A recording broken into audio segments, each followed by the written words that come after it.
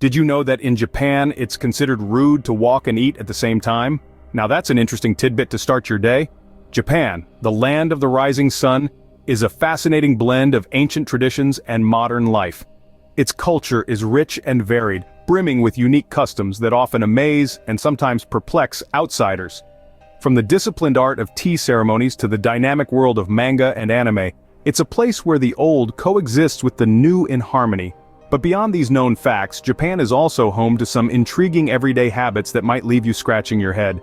Think bowing instead of shaking hands or the curious practice of slurping noodles. These are just a glimpse into the world of Japanese etiquette, a world that's as intriguing as it is different. So buckle up as we delve into the world of 20 strange Japanese habits that often confuse foreigners. Starting off with our first habit, ever heard of the silent treatment in elevators? Now this might seem odd to most of us who are used to striking up small talk in confined spaces.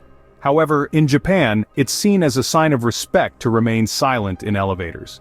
It's a shared understanding that the elevator is a temporary shared space and keeping quiet respects everyone's personal bubble.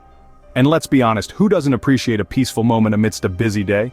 Next up is a gesture that's deeply woven into Japanese culture: bowing. While most of us are used to handshakes or perhaps a friendly wave, in Japan, bowing is the standard way of greeting. It's not just a simple nod of the head though. The depth and duration of the bow can express different levels of respect or apology. It's truly an art form in itself. Moving on to our third habit, let's talk about punctuality. In Japan, being on time means being early. Trains arrive and depart with such precision that you could set your watch by them. It's a reflection of the value placed on time and consideration for others. So next time you're planning a meeting with a Japanese friend, remember, early is on time and on time is late. Our fourth habit takes us to the dining table.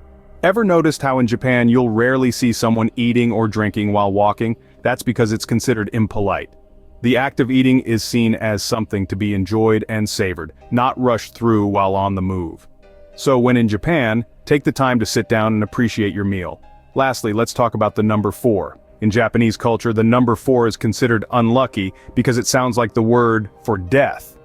You'll find that many buildings avoid having a 4th floor, similar to the way some Western buildings skip the 13th.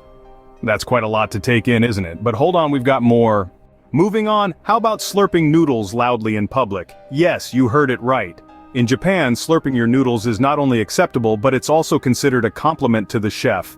This habit is deeply ingrained in the culture and is a way to express your enjoyment of the meal. While it may sound strange to outsiders in Japan, it's just another way to savor the moment. Speaking of savoring the moment, let's talk about the Japanese preference for face masks. This is not a recent phenomenon, mind you. Long before the global pandemic, Japanese people were wearing face masks as a common courtesy to prevent spreading colds or allergies to others. It's a public health practice that's as much about respect for others as it is about personal hygiene. Now let's move on to something a bit more personal: the avoidance of eye contact. In many Western cultures, direct eye contact is seen as a sign of confidence and honesty. However, in Japan, it's quite the opposite. Avoiding eye contact is seen as a sign of respect, particularly when speaking to someone of a higher status or age. So remember, if you're in Japan and someone avoids looking you in the eye, they're not being rude, they're just showing respect. Next up on our list is the Japanese habit of bowing. Whether it's to say hello, thank you, or goodbye, bowing is a deeply ingrained part of Japanese culture. The depth of the bow signifies the level of respect, with deeper bows indicating greater respect. Finally, let's talk about the Japanese love for punctuality. Being late is considered extremely rude in Japan. Whether it's a meeting, a date, or even catching a train, being on time is of utmost importance. In fact, Japanese trains are so punctual, they're often measured in seconds, not minutes.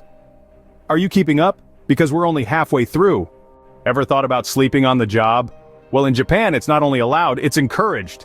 Yes, you heard that right. The Japanese have a term for it, inemuri, which roughly translates to sleeping while present.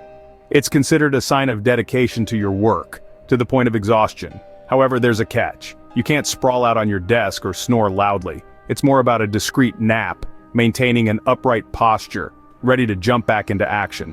Moving on to the next habit, the Japanese avoid walking and eating. This habit is rooted in their culture of mindfulness. They believe in giving full attention to the act of eating to appreciate each bite. So, you'll rarely see Japanese people walking around with a sandwich or an ice cream cone. It's all about being present and respectful of the food they're consuming.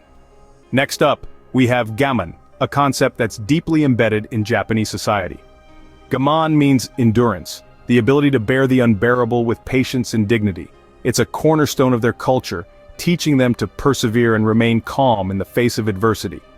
This concept is often taught from an early age, shaping their attitudes and behaviors throughout their lives. Now here's an interesting one. The Japanese have a tendency to mask their real emotions or opinions to maintain harmony. It's known as tatame and hon, where tatame refers to the public face that conforms to societal expectations, and hon represents the true feelings and desires hidden beneath. It's a delicate balance between personal feelings and societal norms. Lastly, we have the practice of mottainai, which embodies the principle of waste not, want not. The term expresses regret over waste, urging people to reuse and recycle. Whether it's food, time, or resources, the Japanese strive to use everything efficiently, reflecting their profound respect for resources and the environment. We're nearing the end, but stay tuned for the final set of strange Japanese habits. Have you ever seen watermelons in the shape of a cube? Only in Japan, folks. This peculiar practice started as a solution to the space issue in compact Japanese refrigerators. Farmers developed a way to grow watermelons in glass boxes, resulting in cube-shaped fruit. It's not just a practical solution, but also a delightful surprise for foreign visitors. Moving on, let's discuss Japan's intricate gift-giving customs. In Japan, gift-giving is more than just a simple exchange. It's a way to express respect and gratitude. The act is deeply rooted in the Japanese concept of omotenashi, or selfless hospitality. Gifts are meticulously wrapped and presented with two hands as a sign of respect. The practice is so prevalent that many stores in Japan have elaborate gift wrapping services. It's not uncommon to receive a beautifully wrapped gift for even the smallest of occasions. Next, we delve into the world of Japanese kawaii culture. Kawaii, which translates to cute in English, is more than just an aesthetic in Japan. It's a deeply ingrained part of their culture.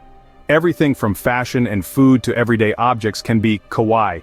Even businesses and government organizations use kawaii mascots for promotions and public service announcements. It's a fascinating example of how a simple concept can permeate an entire society.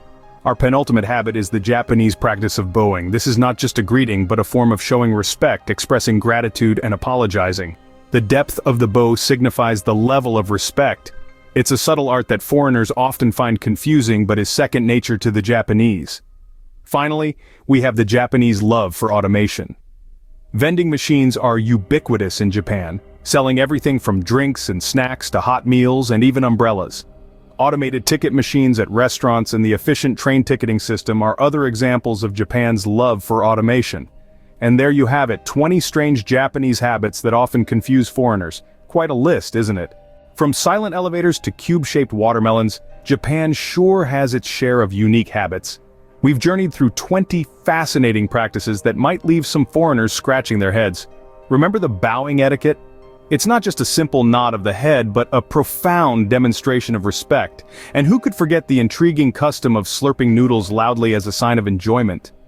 Then there's the surprising tradition of removing shoes before entering a home, a practice rooted in cleanliness and respect for one's living space.